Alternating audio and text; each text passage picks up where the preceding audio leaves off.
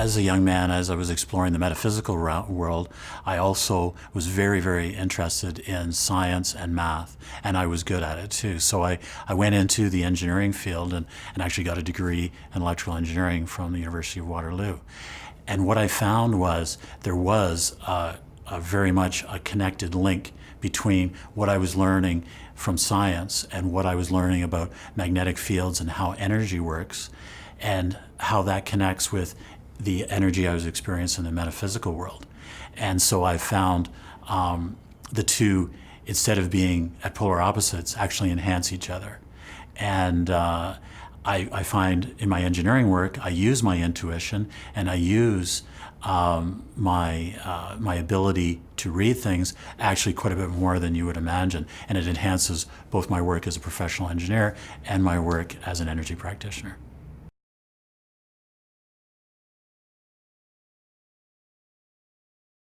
So I can talk a little bit more about your daily interactions and so forth. Like, for instance, I give examples such as a lot of people that come to me are health practitioners, and so they tend to hold their energy field well out from their body.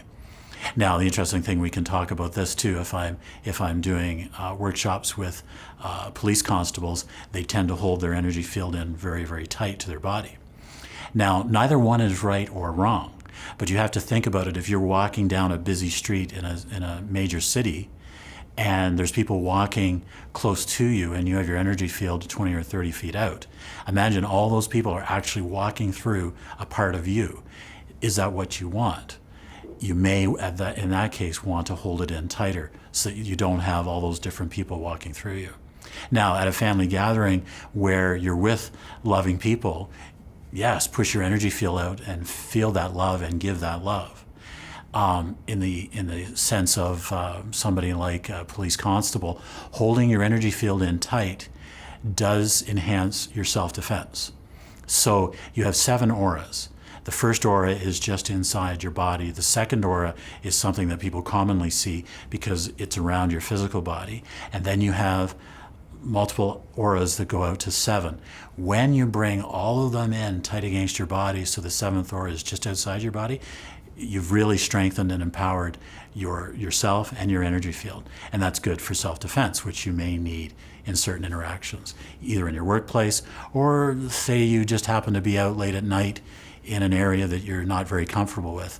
Once again, learning to work with your energy field is useful. Things like invisibility, is possible. Levitation is possible. There's many things possible the more you work with your energy field.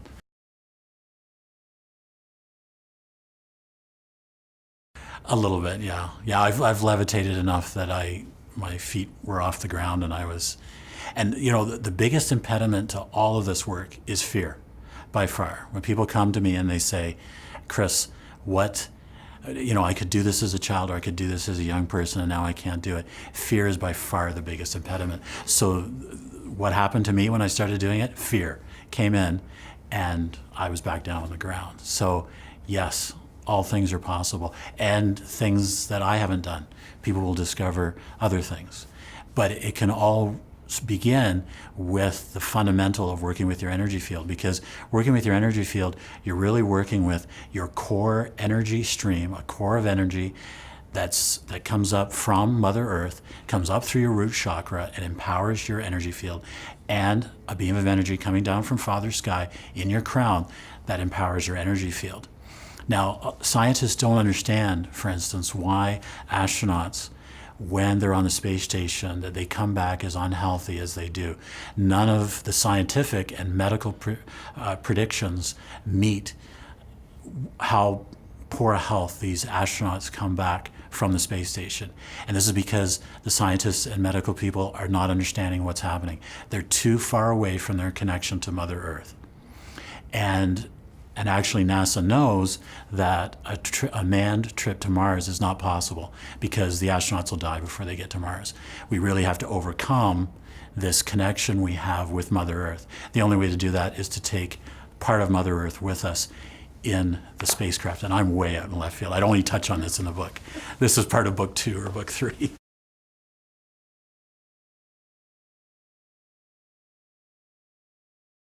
Sure. So we do have this ability to see angels and see other beings in the mystic realm. Animals can do it. I've experimented with my cat at home, bringing angels in, and the cat will see it and follow it around.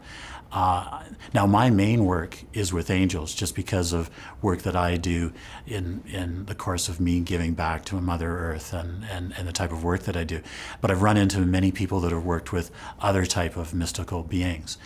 Now, once again, one of the things that makes it a challenge working with these beings is fear. Once again, a lot of people have had these experiences as a child, and then they get quote unquote freaked out by an experience. What you have to understand is you can turn this off and turn it on. It's very hard for me to go through my entire day seeing all the angels and all the auras and everything all day long. It's a little bit overwhelming, especially in the profession I'm in and the places where I go. So one of the things that helps with fear, I find, is for you to know that you have an on-off switch. So even if you haven't had an experience, it's healthy to know that you are in control of turning off and turning on the ability to see and interact with these people. So even right now with the cameras rolling, I can see the angels and I can see the energy beings that are around us right now. Now, communicating with them is a little bit different. If, for instance, I'm trying to communicate with an angel that is tied to somebody else and is there for that other person's well-being, it would be, first of all, maybe poor manners for me to interrupt what they're doing and to try and, let's say, retask them to do something else. But angels that are there for me, yes, I can talk to them, and it's really a telepathic communication, and it's really quite well linked to your own personal intuition. So if you're intuitive enough to think about a friend and then they call you on the phone and you go, oh wow, I've just thought about my friend and they just called me on the phone. Many people have had those types of experiences. Well, that's the beginning of you entering the world of intuition. And the more you work with intuition, then the more you'll be able to communicate with these corporal beings, these beings in the mystical realm. Now, communication with angels is a heart to throat chakra opening. So opening up these chakras will help you to, first of all, see them, which is the lower chakra, kind of centered at your thymus, and then to communicate is up in your throat chakra and a little bit into your third eye. So as you work more with your chakras and your auras to enhance those areas, maybe perhaps even heal those areas if there's issues, you'll be able to communicate more with angels and with the mystical realm.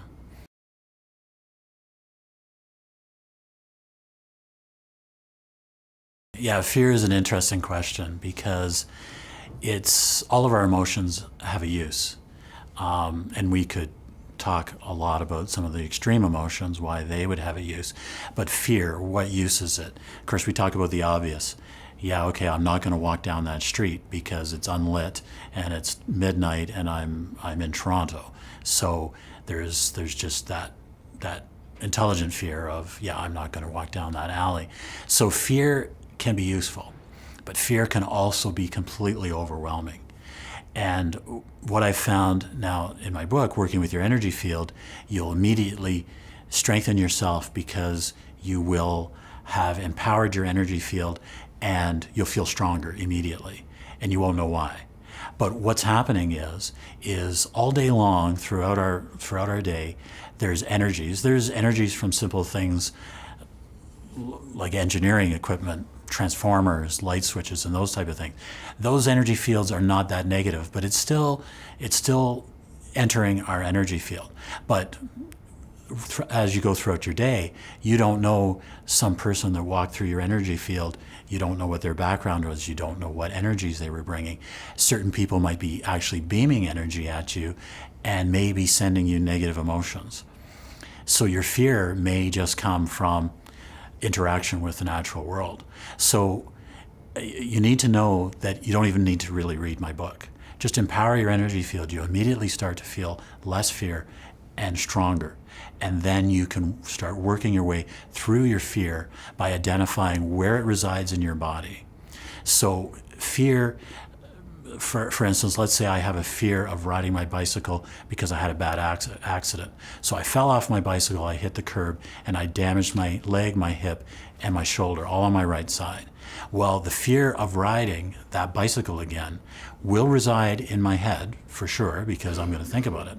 But the damage to those tissues may have grabbed onto the fear, and the fear of riding my bicycle might actually reside more in my knee, and I need to heal my knee and the emotions that have been grabbed there, and not just what's been retained in my knee itself, in my physical body, but also all the auras out from my physical body out to my seventh aura that may have been damaged and may be holding on to fear. So realizing where fear resides in your body and becoming aware of it will help you also. And then you can put your hands on those areas and work on those energies and put your awareness to those areas and to that energy and release it. Now, most releases of any negative energy is generally out through the root chakra into Mother Earth. That's typically how we as humans release things. We naturally release that way anyways on a physical level. But sometimes there's certain issues that will more easily go up. So as you play with it, as you be with your pain and your fear, and get, I don't want to say comfortable with it, but just get to know it, you'll know which way it needs to shift, or does it just dissipate and go away.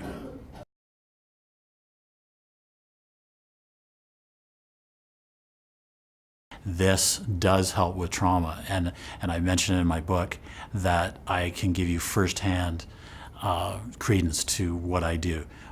The work with your energy field and working with your intuition will help people that suffer from trauma, and I can tell you that from my own personal experience. So yes, I've worked with ladies that have had quite, I mean, even I would say bizarre experiences. I had a lady come to me who had 3 negative cult type experiences. So one was a voodoo lady out of the Caribbean. One was a Malaysian lady that traveled the world and had a cult and was into the dark arts and practicing the dark arts. And then one was a group that she would go out to BC at, like a coven. I don't think they were witches, but they were a cult that practiced, and she had these experiences over a long period of time. She actually came to me with back problems. And so what I did with her was I said to her I would put a shield around her, my own shield around her, and that she should come back and see me in 3 days, and then we'll talk about her back pain and talk about what was going on. But I did say to her that she has to be honest with me, that there's 3 cults that she's had connections with, and we have to break those ties, and you have to be honest about what that experience has done to you. So anyway, she came back in 3 days. Her back pain had been gone for the whole 3 days. And I said, okay. I gave her a little bit of training on how to energize her own energy field, and then her back pain was fine. She left, and she was in good health. We talked a little bit more about her cult connection. Well, she came back in another 5 days, back pain. She had let her shield down. So I worked with her again on how to empower it. But with her, mainly what I had to do was work around the idea of her desire to be connected with those people. So, and I've worked with other people. I've worked with young people that wanted to break away from cults. The biggest thing to work with there is, first of all, their fear of the cult and what they're going to do to them. But actually the biggest impediment is their desire to be with that group, be with that people. And they, you know, your link to those people can be many, many things. It can be linked with your self-esteem. It can be an energy connection. But what I find is no matter what the connection, you can see it and perceive it on an energy level. So even anger, even manipulation, you can see it on an energy level. And once you start to work with it more, you'll understand and be able to perceive this energy and block it and be rid of it.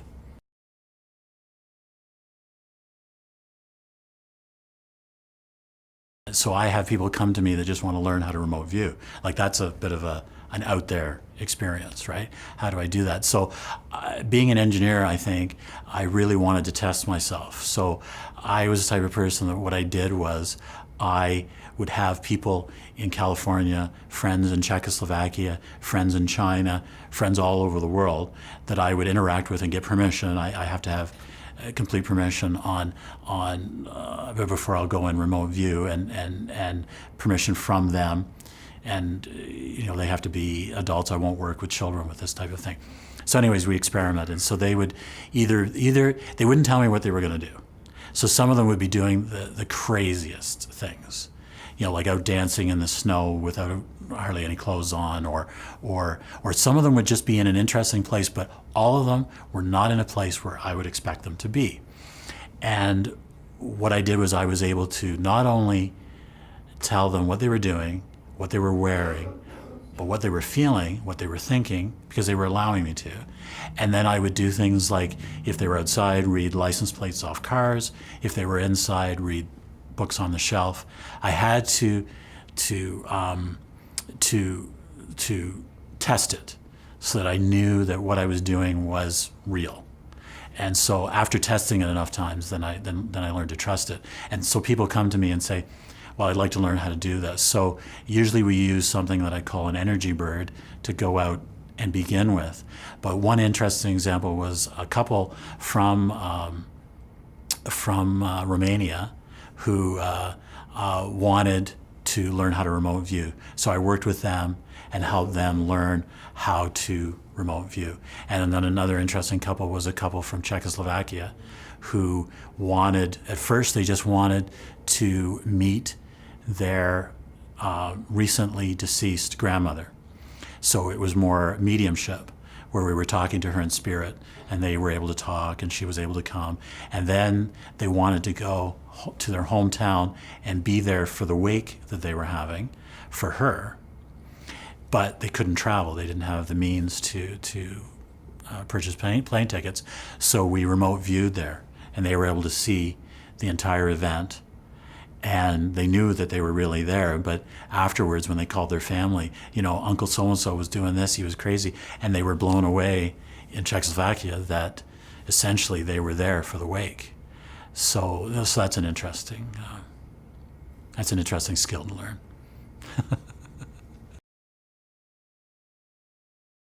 Even people that are unfamiliar with this field, or people that don't generally either naturally go to the mystic realm, we all get it. I mean, I think we've all walked into a room and gone, oh, I like that person, or I feel a great connection with that person, or ooh, I'd really rather avoid that person and not be in a room with that person.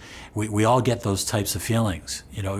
We like to think that our world is all very scientific and very analytical, and we're in control.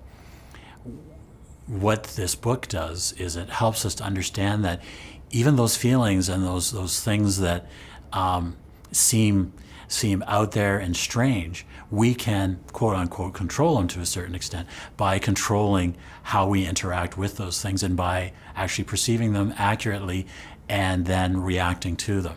And once again, what I argue is we could do this as children. That children are born with these innate skills, and I think mainly they have all these skills for their own protection, so that the children know when not to go there or not to ask that person for help.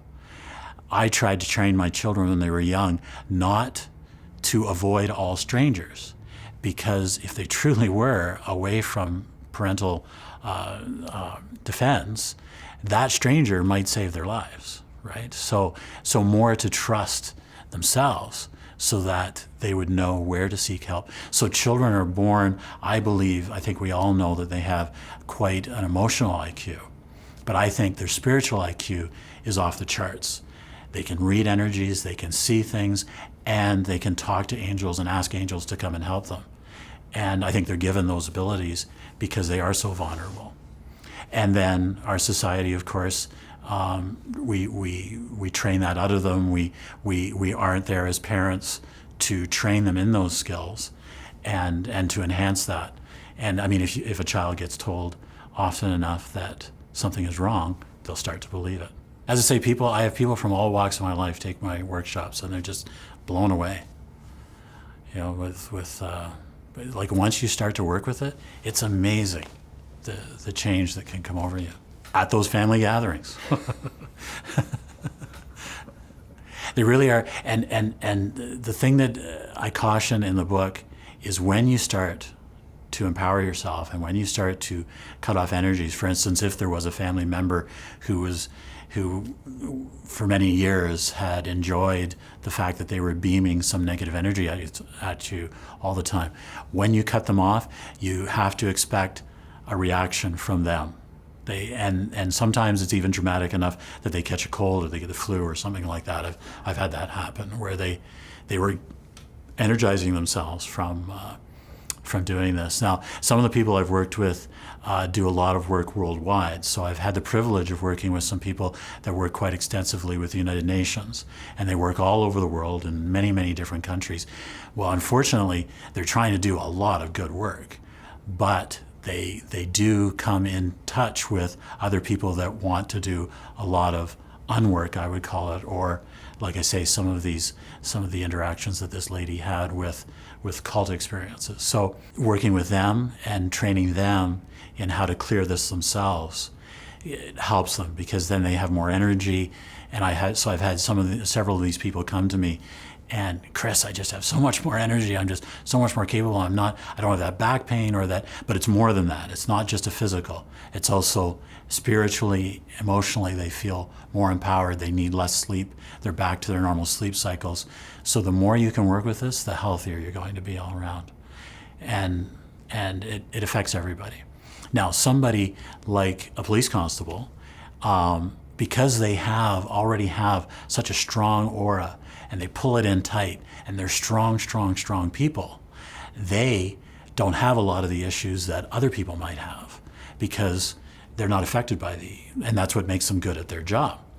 But they may struggle with being able to get in touch with people and have meaningful relationships. I'm not saying that all police constables have problems with relationship. I'm not intimating that at all. But I've had people come to me that have to learn the opposite about, hey, it's okay to reach out and feel what it's like to touch other people's energy fields and feel what it's like to have their physical body inside your energy field and cut loose a little bit. So yeah, so it's interesting. It's interesting to work with people.